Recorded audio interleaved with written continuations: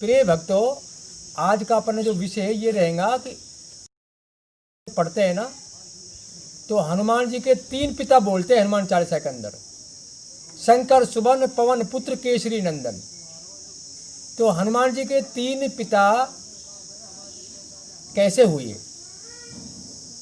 तो उसके बारे में मैं आपको बताना चाह रहा हूँ। अगर वर्तमान में हमारे कोई 3 पिता हो तो संसार में कोई जीने नहीं दे हमको।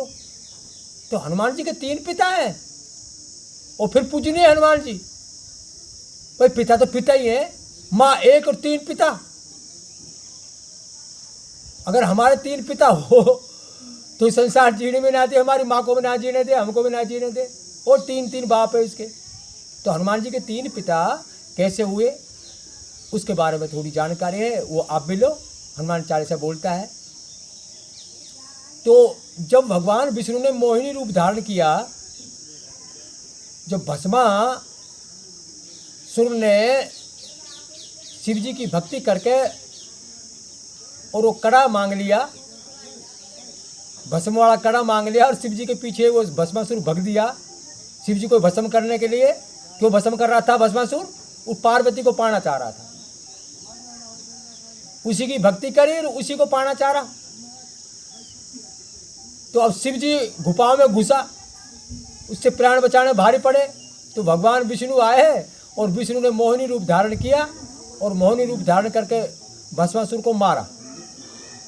अब शिव जी अपनी गुफा में से निकल कर आए तो शिव जी ने ये पूछा कि आपने मोहिनी रूप धारण किया और उसको कैसे मारा, वो मेरे को दिखाओ रूप को। तो मोहिनी रूप जो स्त्री का दिखाया था ना, उसको देख करके शिव जी का बीज स्खलित हो जाता है। तो उस बीज को एक पात्र में लेकर के विष्णु सप्तऋषियों को देते हैं और वो अंजनी पर्वत पर तपस्या करते पुत्र प्राप्ति के लिए। तो उस बीज को लेकर के सप्तऋषि, और उस टाइम मतलब गुरु वशिष्ठ भी होते हैं उन सप्तऋषियों में, तो ये वहाँ जाते हैं और वहाँ जा कर के उस अंजलि से कहते हैं कि आपने किसी को सिर पे नहीं रखा, आपके पास गुरु दीक्षा नहीं है और आप भक्ति करती है यहाँ पर, तो आपकी भक्ति पूर्ण नहीं होगी। आपने किसी को गुरु नहीं बनाया, किसी से मंत्र प्राप्त नहीं किया, अपनी मर्जी से भक्ति कर रही है यहाँ पर। तो उन्होंने यहाँ अंजलि ने ये कहा था कि आप मेरी परिस्थिति को जानते हैं, मैं कहाँ जाऊँ, तो आप ही मेरे को दीक्षा दे दीजिए, आप ही गुरु बन जाइए मेरे। तो गुरु वशिष्ठ ने उनको मंत्र दिया और फट से वो जो बीज था, शिवजी का जो बीज था, वो उनके कान के द्वारा और पेट में अंदर डाल दिया, गर्भ के अंदर डाल दिया कान के द्वारा गुरु वशिष्ठ ने। और इधर क्या होता है, वो अपना कार्य करके आ जाते हैं। तो उधर को वो पवन देव जी आते हैं। तो पवन देव जी आकर के जैसे वो महलों को पर्वत के ऊपर घूम रही थी अंजनी माँ, तो फट से एकदम उनके कपड़े ऊंचे करे पवन देव ने। तो अंजनी को मालूम पड़ गया।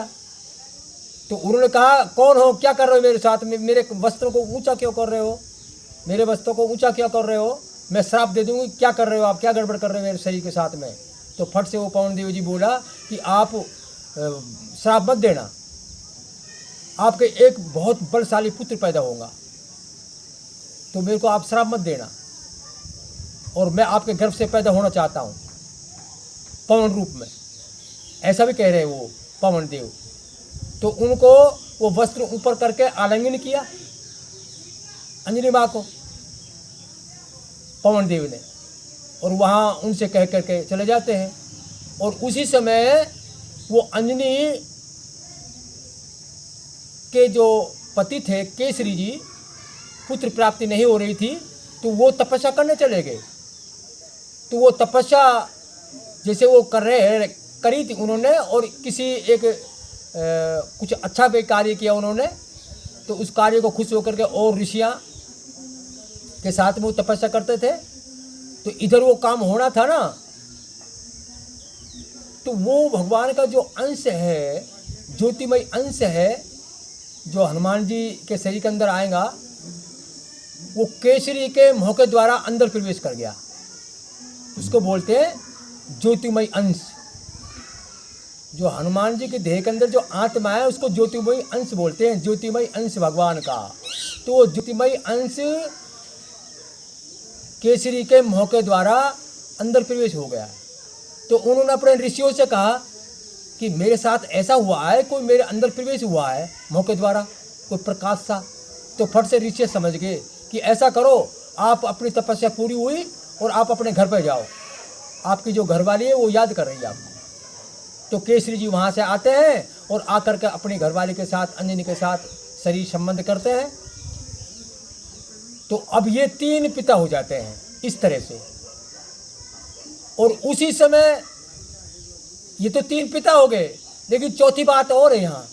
चौथी बात क्या है कि वो एक इंद्र ने श्राप दे रखा था एक अप्सरा को, वो चील बन गई थी और वो चील के लिए उन्होंने वरदान दिया था कि जब ये राजा दशरथ पुत्र प्राप्ति के लिए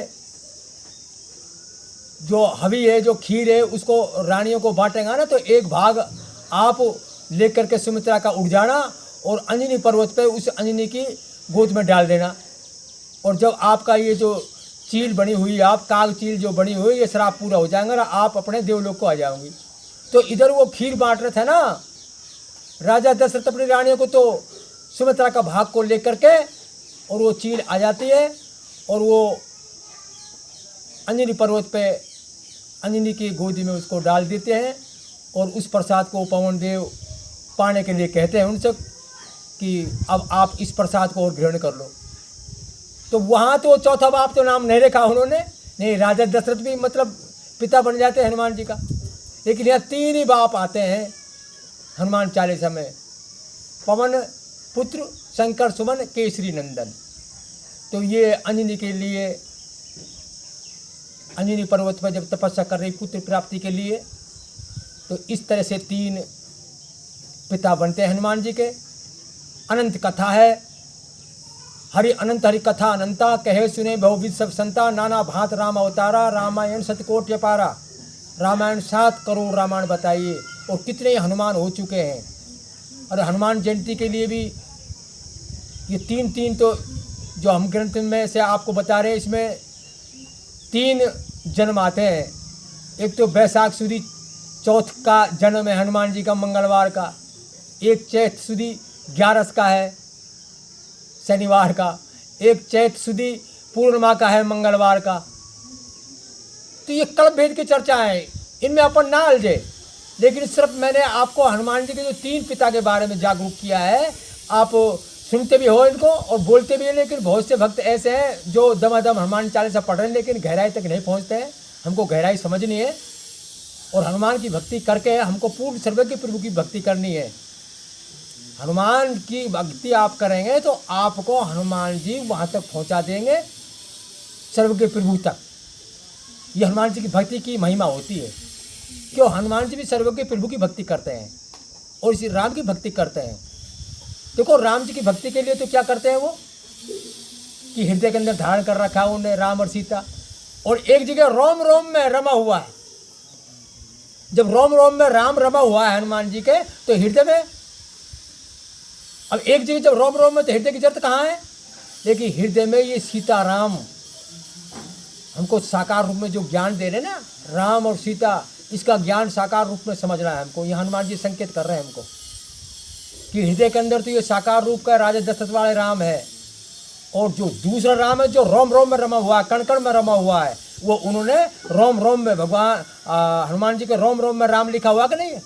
वो कण कण वाला राम है, वो सर्वज्ञ राम है, दुनिया से न्यारा राम है। तो हनुमान जी बड़े परम भक्त हैं, वो दोनों बातों को जानते हैं, सर्वज्ञ प्रभु को भी जानते हैं, दुनिया से न्यारे राम को भी जानते हैं, राजा दशरथ वाले राम को भी जानते हैं। हमको यहाँ ज्ञान देने के लिए ये हनुमान राम कृष्ण साकार रूप में ज्ञान देते हैं। लेकिन मेरा जो लक्ष्य है, और मैंने जो हनुमान जी की बात बताई आपको, इसको समझ करके आप अपन को सर्वज्ञ प्रभु की तरफ आना है। इनकी सबकी भक्ति करनी है, राम की भी, लक्ष्मण की भी, हनुमान की भी, सबकी भक्ति करके और सर्वज्ञ प्रभु की भक्ति की तरफ आना है। तो यह मैं सत्संग को विश्राम देता हूँ ना।